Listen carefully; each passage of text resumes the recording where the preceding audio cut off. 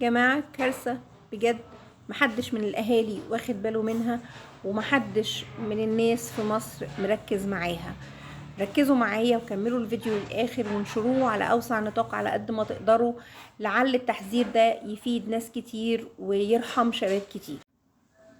دمار جاي لشبابنا الله أعلم منين، اسمه الآيس أو الكريستال أو الشابو، أو الاسم العلمي ليه ميثا ميفيتامين.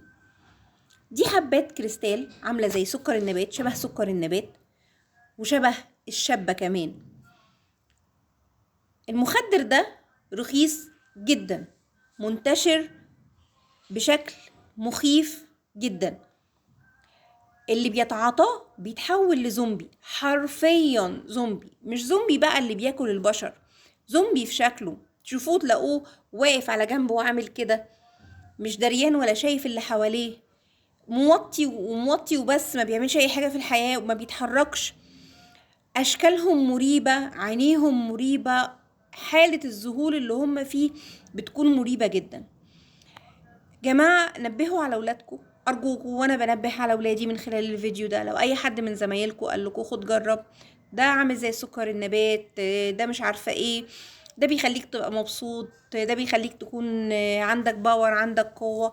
الشابو ما بيعملش اي حاجة من دي خالص. الشابو بيذهب العقل تماما، بيعمل هلوسة، بيعمل نوع من انواع الذهان.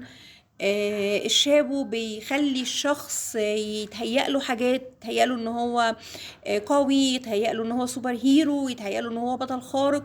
الموضوع ممكن يوصل للانتحار، مش بينتحر عشان متضايق من نفسه، بينتحر عشان هو شايف نفسه سوبر هيرو، فيبتدي يرمي نفسه تحت عربية، يرمي نفسه من فوق سطح على اساس انه هيطير. الموضوع يا جماعة خطير. ممكن يتخيل لو زوج يتخيل ان مراته بتخونه فيخش يقتلها، ممكن اب يتخيل ان عياله بيعملوا اي حاجة فيقتلهم، ممكن يتهيأ له ان هم اعدائه وعايزين يموتوه فيقتلهم. ممكن الشاب يتخيل ان اهله اعدائه وما هماش اهله اصلا، هو مبقاش عارف مين اللي قدامه اصلا.